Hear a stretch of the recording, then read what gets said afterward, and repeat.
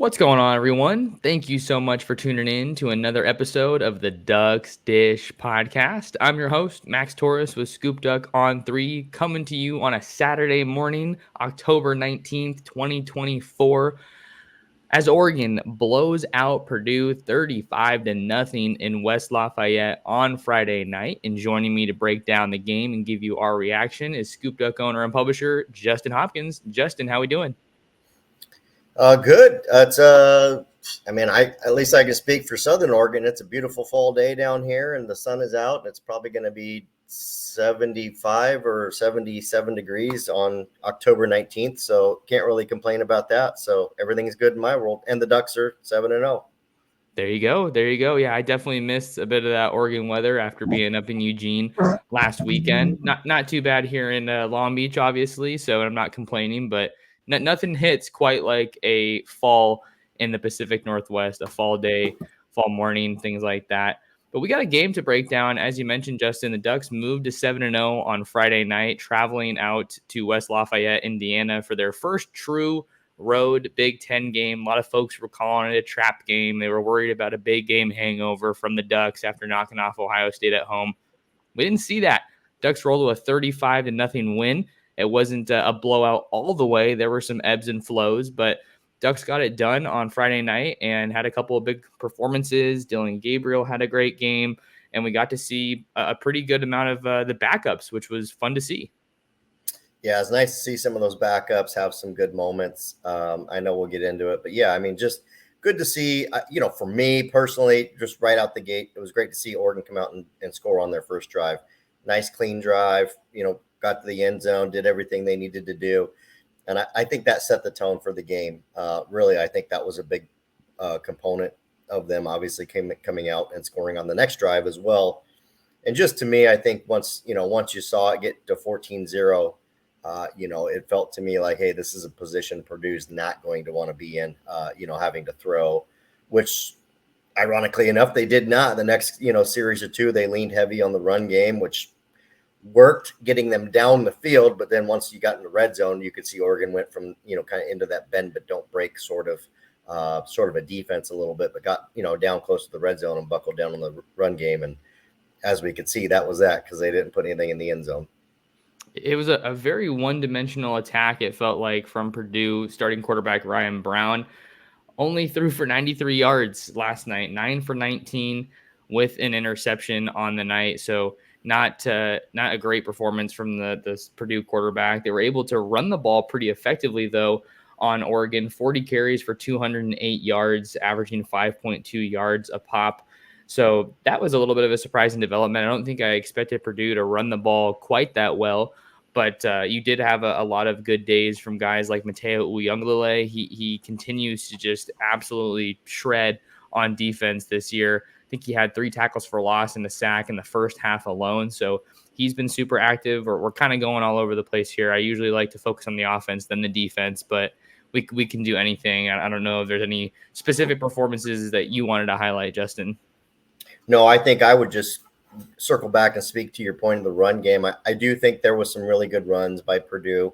Nothing alarming, right? This obviously isn't Ashton Genty back there. But what I will say, I think what might be misleading, at least about that total number, is, a number of those rushes, came off big quarterback scrambles, which we knew. We knew the quarterback was going to run the football for Purdue, and he did. He had some nice runs when things broke down. And secondly, I think they ran the ball in some obvious passing situations, which Oregon was basically saying, look, we'll kind of let you take those 8 yards or whatever. We're just not going to give up the 20-yard deep ball. So, again, I think overall you just kind of look at the defensive picture and see what, Purdue was doing, what Oregon was doing. And I know you said that the quarterback, I think, was 9 for 19. I think it was 0 for 1 at halftime. I think that was the stat line for his first. That's what I thought I remember. I could be wrong. I'm sure there's somebody watching like, oh, you don't know what you're talking about, J-Hop. But he hadn't thrown the ball very much by halftime. I do remember that. And I thought it was 0 for 1 for, whatever, for 0 yards. It was pretty crazy. They were not throwing the ball in the first half. I can tell you that much. And if you want to beat a team like Oregon, Justin, you're not going to be able to do it by being one-dimensional. I mean, that's like worse than one-dimensional. You're not even trying to throw the ball at that rate. And then I know that a lot of Purdue fans were upset when they attempted that 36-yard field goal in the first half, and it was no good. So that was probably their best chance to score potentially all night, and it just wasn't happening. So Oregon's defensive dominance, I think, plays a big part in the discussion yesterday. You also had Tatum Tuioti, who was all over the field. He had a sack and a tackle for loss. Devin Jackson got in on the fun as well, and that's a guy I continue to get more excited about every time I watch him play. Not that I want Jeffrey Bossa or Justin Jacobs to move on, but you just kind of can't help but get excited thinking about the day where Devin Jackson's the new face of that Oregon linebacker room, because he is just all over the place. He plays like he's ticked off, and he's so much fun to watch. So the defense was very, very impressive.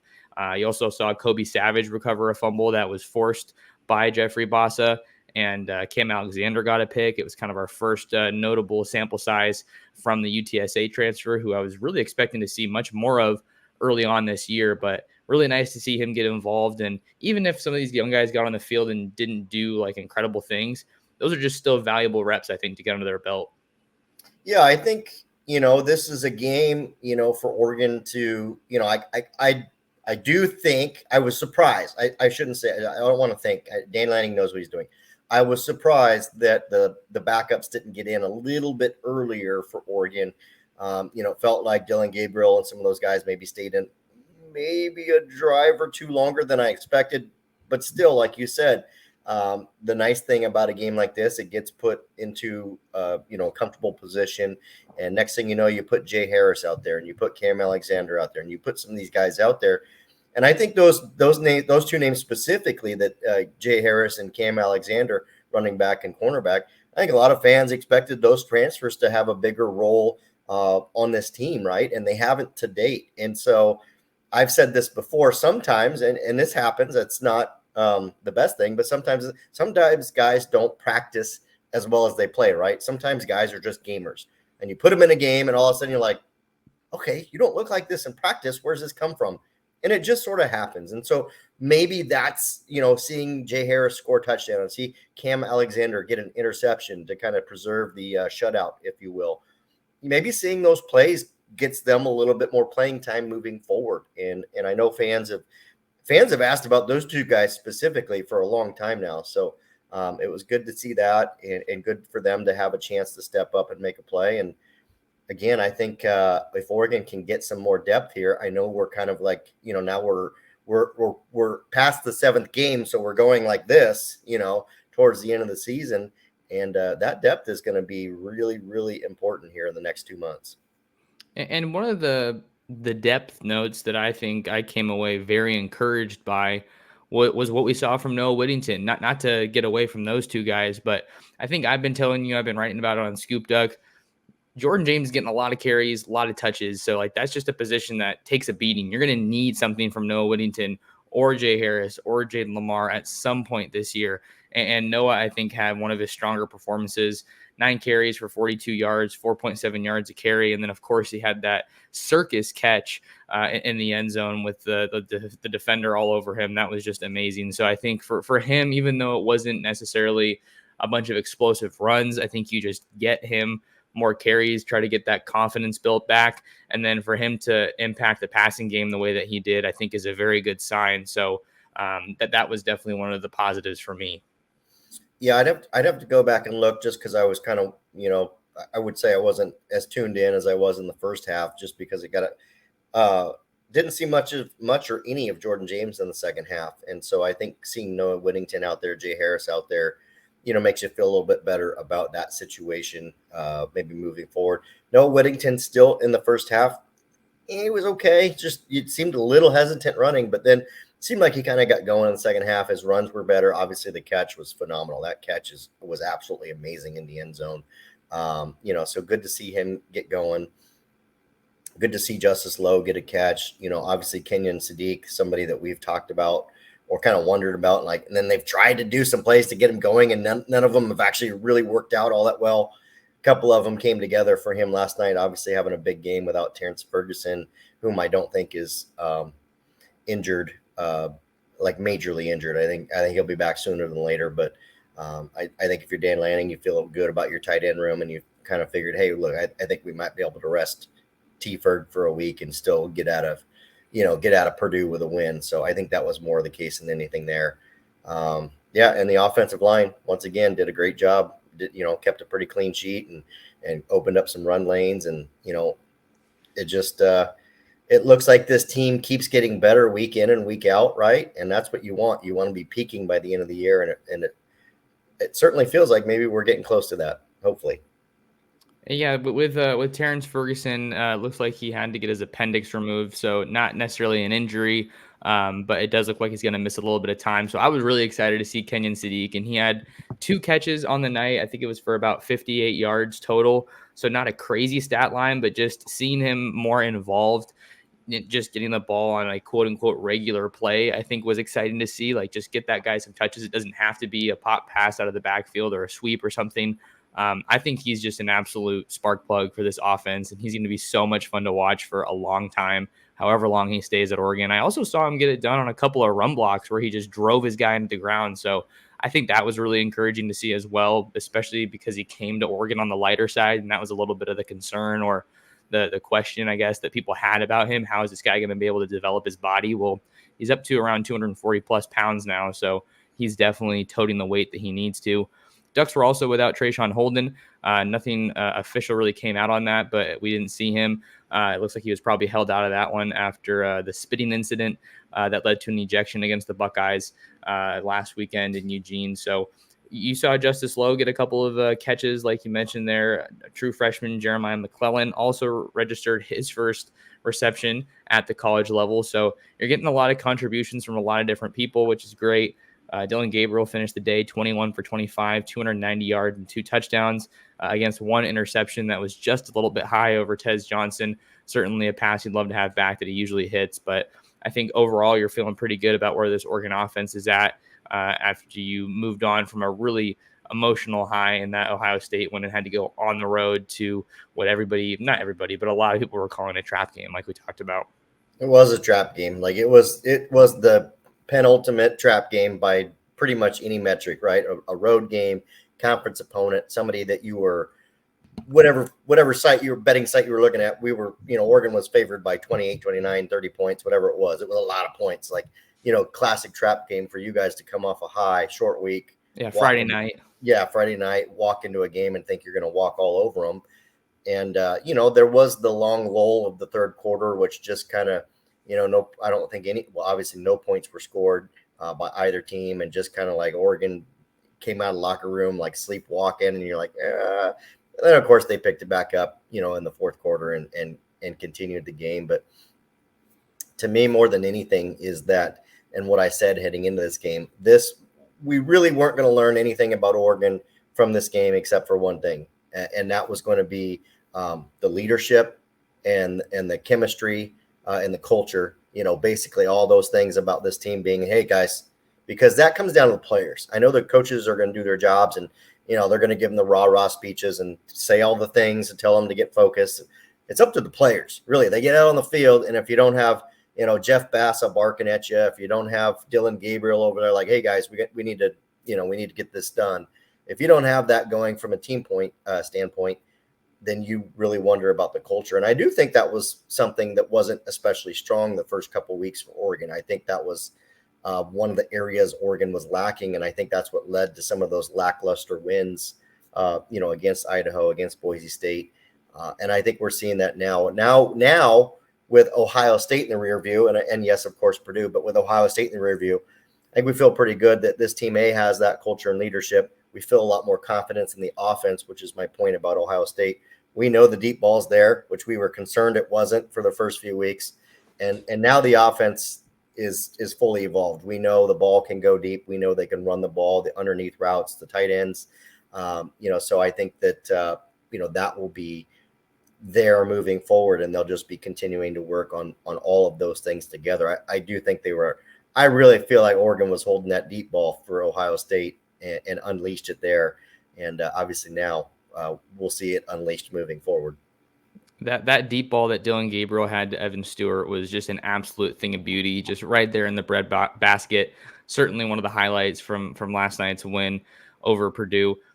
I really like the point you mentioned about culture, Justin, because in one way, you're so happy and fired up that you beat Ohio State. It was at home. You had the entire country watching you, but you probably had some people on the staff, maybe even Dan Lanning, in like a truth serum moment that would tell you, we kind of want to put some distance between us in that game because you don't want to be thinking about it too much. You can't let your highs get too high and you can't let your lows get too low. So I think that is one of the broader, more interesting points about this Oregon team and just kind of where they're at right now.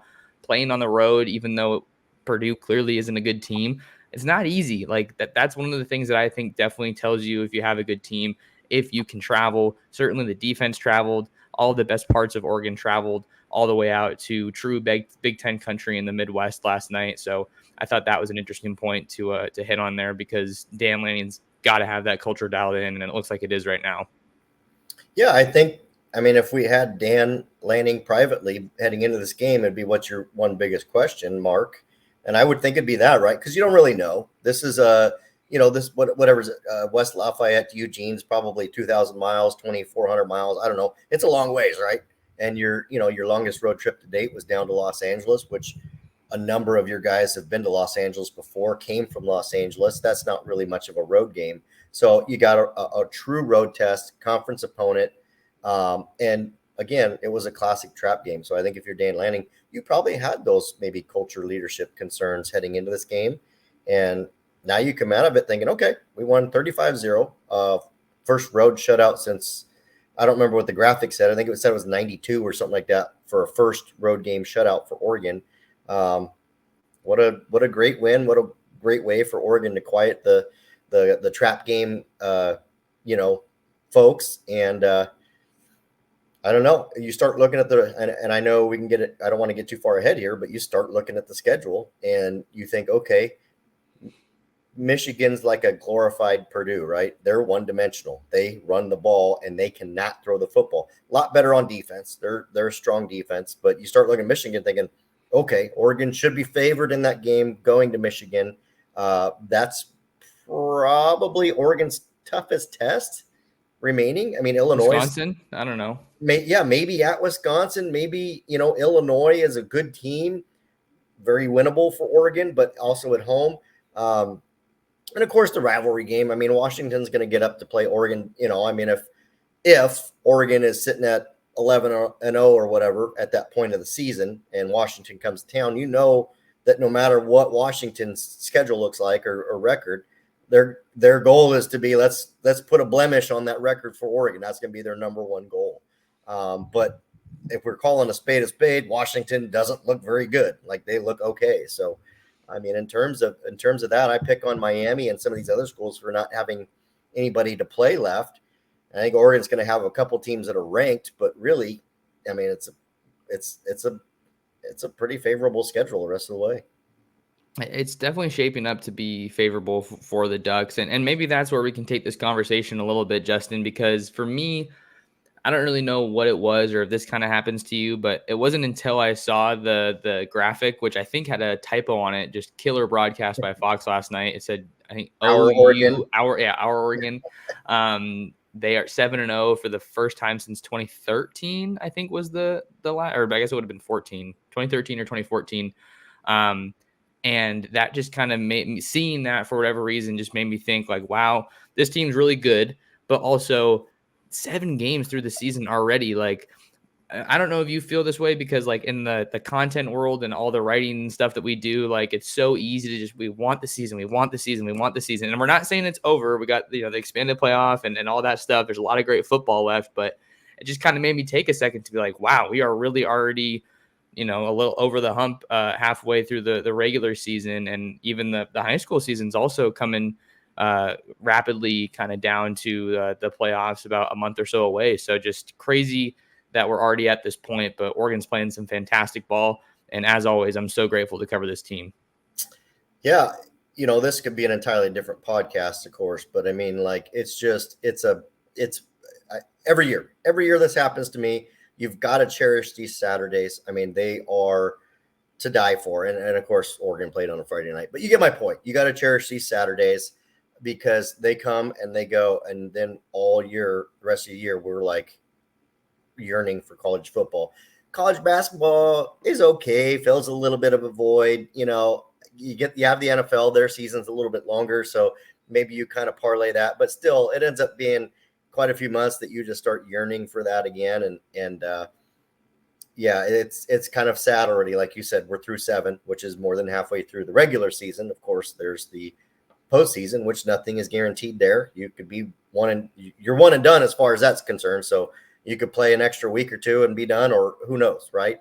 So yeah, just moving forward, just because Oregon's playing, Wisconsin and they're favored by 15 or whatever, don't take it for granted, because we're going to be missing these Saturdays more sooner than we'd like to imagine. Absolutely.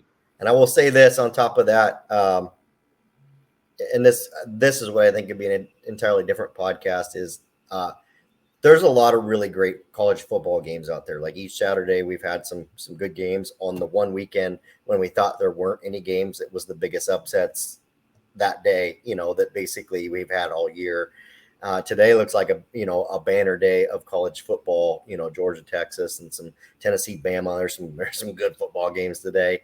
And I do think, my point is, I do think that we are reaching a spot that maybe college football has a little bit more parity than it has had in the past. I still think there's a group of teams that are ahead, and Oregon is in that group. Oregon, Ohio State, Georgia, Texas, probably maybe Bama. I don't know. You get my point. But behind it is a really big group of teams that could all beat each other. And I think, you look at, for example, you look at USC, they're not even in the top 25, right? There's still a team there, right? You've got to respect them. So if you're Penn State or you're Miami or you're one of those teams that might be just behind that upper group, and Penn and USC's on your schedule, you still got to respect them, right? And so I think that is great. There is no Georgia from 2022, when Oregon played Georgia, and I saw that team personally. I was like, nobody's juggernaut. Nobody's beating that team. You guys everybody's playing for second place. And I think maybe the people think Texas is the best team in the country, and they're a really good team, but they're not unbeatable. Like they're good, but they're not that good. That Georgia team was not getting beat. And I think Texas, Ohio State, Oregon, I think all those programs have a shot at beating Texas, and I guess we'll find out if Georgia can do it.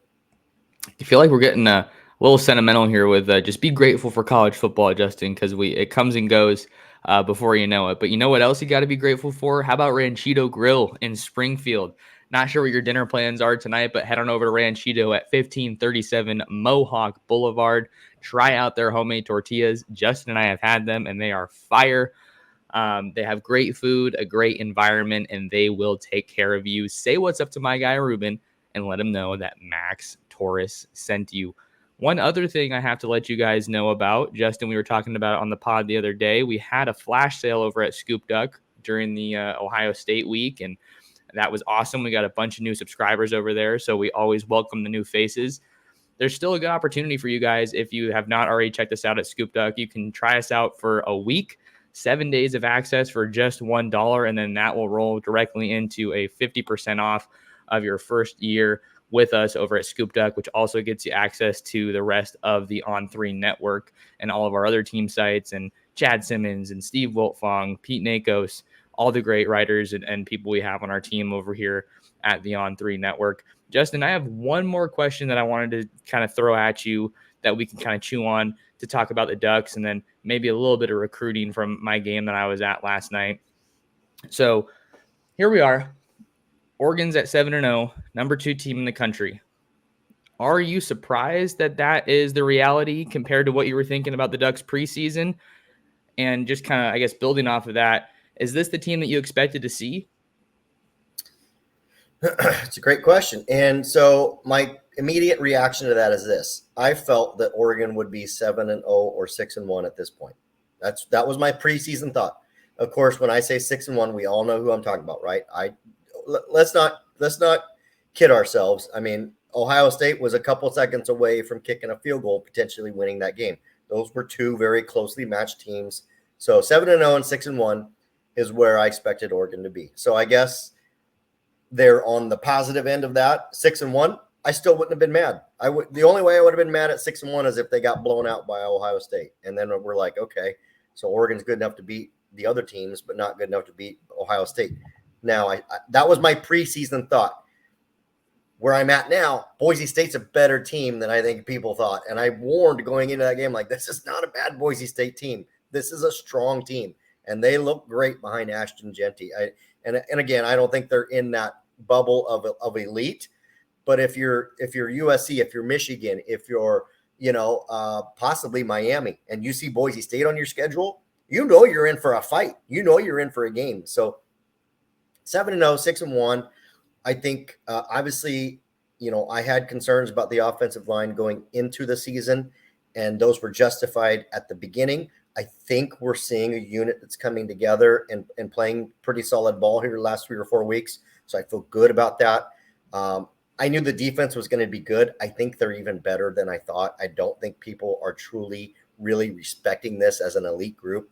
Just remember, their second best defensive player hasn't been out there for 2 games now, Jordan Burch. And I say he's second best because I think Derek Harmon's the best. That guy's freaking wrecking ball.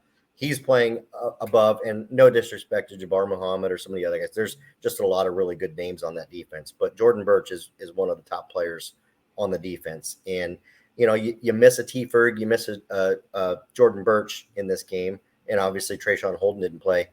Oregon didn't skip a beat, right? And that just proves that they've got depth. That proves that they've got guys. This team, like I said, like I thought, is built to compete with everybody. I was a little bit worried about Georgia and Texas being like maybe a cut above, and I don't believe that. I think Georgia, Texas, probably Bama most days. I know they lost to Vandy. That was ugly. But Georgia, Texas, Oregon, Ohio State, I think those 4 teams are the best 4 teams in college football. And then I'll just give my take on that question.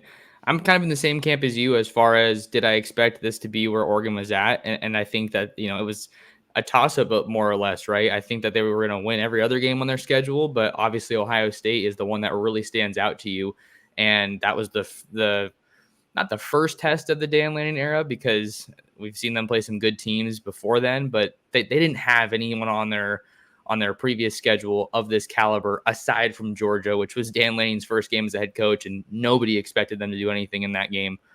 But what I will say, as far as how they look at this point, or kind of how they got here, I think we're seeing that they look deeper than I maybe expected. Like, maybe not at every position, but just overall as a team, this is probably the deepest team that I've covered in my time covering the Ducks, just where they are at from top to bottom and at a variety of positions, just the minimal drop off when someone comes off the field and needs a spell. And I think that that's a real validation of just how close Dan Lanning is, or maybe I shouldn't say that, just how much progress he's made in terms of trying to get this team to where he wanted it to be and truly believes that he thinks it can be. And maybe we have to give another shout out to the remainder of the staff. Like, it's not just Dan Lanning, it's everybody else that's coaching on this team. It's all the other people in the HDC complex, it's the people on the recruiting staff and the personnel staff. It takes a village to make something like this happen. But my God, it's humming in Eugene. Yeah, and I think it is. And you're right. You got to, because at the end of the broadcast, you could see like Will Stein and Dan Lanning, both. I mean, as soon as the game was over, about to be over, they both went over Tosh Lupoy and gave him a hey, at a game, at a boy for the shutout. And again, you're seeing these guys basically coach up guys, to play good football. And I had questions about linebacker, and it looks like one of Oregon's best units, right? You got 4 guys that are legit, that are playing great football, and the secondary looks light years different than it did 2 years ago, right? I mean, Nico Reed's playing fantastic football. He really is. Like, is he Jabbar Muhammad? No, Jabbar Muhammad's elite. He's probably a first rounder. Nico Reed's not bad. He's playing really good football. And we know the receivers, running back, everything's clicking. I think the last thing here for me, the biggest takeaway is, I thought Oregon's schedule was like, if we're going easy, medium, or hard, I thought it was medium because you had Ohio State. I knew Boise State wasn't going to be terrible. And I thought Washington would be better. And I thought Wisconsin would be better than they are. So now it kind of goes from medium to barely medium, because obviously you've got Ohio State out of the way and Boise State out of the way. Washington's just really not that good. They're okay. They could beat Oregon if they showed up and played just a phenomenal game. It could happen. And Wisconsin, I thought they'd be better in year 2 under Luke Fickell. They really aren't that good. So it's still a tough game to play in Wisconsin. I'm not discrediting that. But now we look at this schedule the rest of the way, and it looks wide open for Oregon to get that. I don't even want to say 12-0 because I feel bad saying 12-0 like we're going to jinx it. So it just looks like they got a shot at finishing strong here. They control their own destiny, right, Justin? How about we just we keep it at that? And here's the point. If they control their own destiny, now all of a sudden we're talking about a team maybe making the playoffs to earning a first-round bye in the playoffs, which is huge. And then you're hosting in the second round. That's really big. Yeah. We don't have to get too far ahead of ourselves. We got to – I'm thinking of the Drewski meme. Pump the brakes. I don't know if people know that one. But the only other thing I was going to add about the schedule, Justin, was the fact that the Ohio State game was sandwiched between 2 Friday night games, which is good, I think, on the front end, right, if you're looking at it, because you get Michigan State and then you have some extra rest. But then you have to hit the road and play a short week yesterday against Purdue. So that's kind of what we had on the team side of things. I obviously was not in West Lafayette, Indiana on Friday night. I was in San Juan Capistrano covering a high school football game. And I guess I was going to what's become a factory of Oregon players covering this modern day team. If you guys aren't watching on YouTube, you definitely should check us out on the YouTube channel and drop a subscribe while you're here. But I have a picture of all the 4 Oregon commits at modern day. You got Tamuhini Tapoy with the towel draped over him, the newest Oregon commit, defensive lineman 2026 class. And then you have Nasir Wyatt holding the chain, 2025 edge linebacker, Jordan Davison with the black and gray silver Oregon gloves, the running back, and then 2026 offensive tackle Cody Green rounds out the group. And Justin, this was not the best game, I'll be totally honest. I mean, you don't really expect too many tight ones when modern day plays anybody. But these guys had a great night. I mean, Tom's all over the field every game. Nasir Wyatt had 2 or 3 sacks. They got to combine on one of them. You can find the highlight over on my Twitter. Jordan Davison, I think, had over about 100 yards, and he had a touchdown. And Cody Green kind of held his own at tackle as well. So it's always fun to see these guys. And I think that if Oregon keeps playing their cards right, this picture is going to probably feature one more guy, and they would love nothing more than to add the number 1 player in the country, 2026 wide receiver Chris Henry Jr., who is committed to Ohio State, was at this game, but is on crutches after suffering a season-ending injury against Bishop Gorman earlier this year. Yeah, no, it's a great picture. I'm glad you were there and able to get that. And as far as that goes, what was the result of the game? Because most people aren't going to look it up. Sure. I think it was 41-17 over J. Sarah Catholic, another Trinity League team. Gotcha. So they worked them over pretty good. Just any quick takeaways from you on, and I know you briefly went over everybody. Did any one of these guys maybe have a bigger game or kind of surprise you? I know you've seen them a couple times, but was there one of these 4 guys that maybe really kind of jumped out at you last night? I'd probably go with either Tom or Nasir. Nasir is just so explosive and twitchy. I think the thing that I'm going to keep having an eye on with him, especially next week when the Monarchs play the St. John Bosco Braves, that's always a packed house. I'm planning to be at that one. That's going to be a phenomenal game. But see how he does against a bigger offensive line potentially, because he is a kind of a tweener. So that's where the questions lie. But Tom is just a wrecking ball in the middle. He also got utilized as a fullback in the backfield. I think I might have posted that clip because it was on one of Jordan Davison's touchdown runs, but he just absolutely plows people over and he seeks out the contact. Just the guy that I think he's honestly one of the heart and souls of that modern day defense, because he plays with so much fire.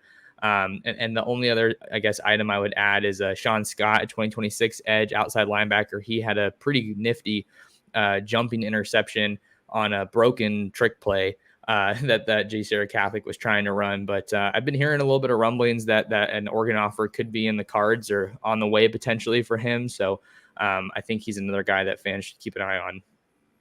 Yeah, you know what? I guess it's ironic that obviously you were there to watch these guys. And, with that, it certainly sounds like that you've been at modern day more than Lincoln Riley has been at modern day. Yeah, I mean, I can't say that for sure, but it might be the reality of it. I know. I think it's Luca Evans is his name at OC Register. He had that he does a phenomenal job covering USC. So if people are ever looking for USC coverage, he does a great job. And he was talking just about how he got some quotes from some of the big time programs down here, and how they just don't see much of Lincoln Riley. And I think that definitely a head scratcher, especially just because there's so much potential in this area. Sorry, I'm a little bit bright over here on my end. I don't know what's going on with my camera. But like, you gotta, in the Pete Carroll years when USC was at their best, it was because they were just, their foundation was Southern California players. So they're incredibly invested in Georgia as a state. And I'm curious if those commitments are going to stick in the long run. Obviously, they flipped Aaron Dunn from Utah yesterday, so that was kind of something that you and I saw coming. But I do spend a lot of time at Mater Dei, not a lot of great games. I'm hoping to get a good one next week, but a ton of tremendous talent. Caden Dixon-Wyatt was another one, a receiver in 2026 that Oregon's after. Mark Bowman in 2027. There's just so many names we could talk about. Well, and both of them were at the Ohio State game last weekend, Caden Dixon-Wyatt and Mark Bowman that you just mentioned. But yeah, I mean, just touching on if you didn't see it on Twitter, Luca Evans had reported that whether it was from coaches or source or whatever, that Lincoln Riley has been at Mater Dei one time since this calendar year. Here we are in October, and apparently he went in the spring one day or something. Other than that, they haven't seen him. Now, that was just a report.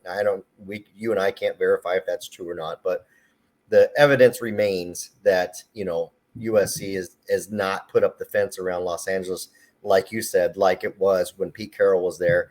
And Pete knew, like, lock up. And what is recruiting 101? Anywhere you live, it's lock up the talent in your backyard, right? Oregon doesn't have a lot of talent year in and year out. They usually do a pretty good job with the ones they have.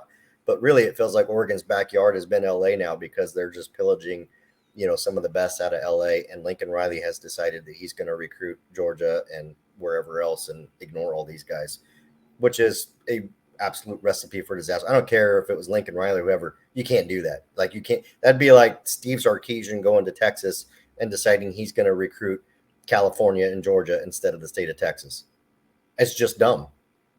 I don't get it. It's continuing to be a very interesting season for USC, who faces Maryland today on the road over on the East Coast. So I always feel like I'm hearing or talking about USC because I live out here in SoCal, but we know that Oregon and SC have a pretty crazy rivalry, and they get after it on the recruiting trail. So Duck fans like to hear about it. Of course, the end of the show is when my camera decides to just get absolutely blown out. So maybe this is our sign to kind of wrap things up here, Justin. Any final thoughts here? Ducks, recruiting, college football Saturday. What else is on your mind? No, I mean, these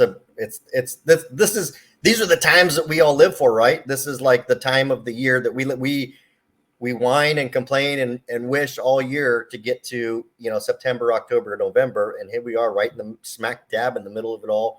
Recruiting's picking up. Got an Ohio State win a couple of weeks ago. Obviously, the trap game, Oregon went out and silenced people there. So you feel great about the Ducks. And the weather's perfect. And I think my shirt says it all. If you're not, I'm wearing a shirt that says whiskey weather. It's absolutely whiskey weather right now. So hopefully you guys can watch some great college football today, enjoy it, and maybe have a sip of whiskey if that's something you're interested in.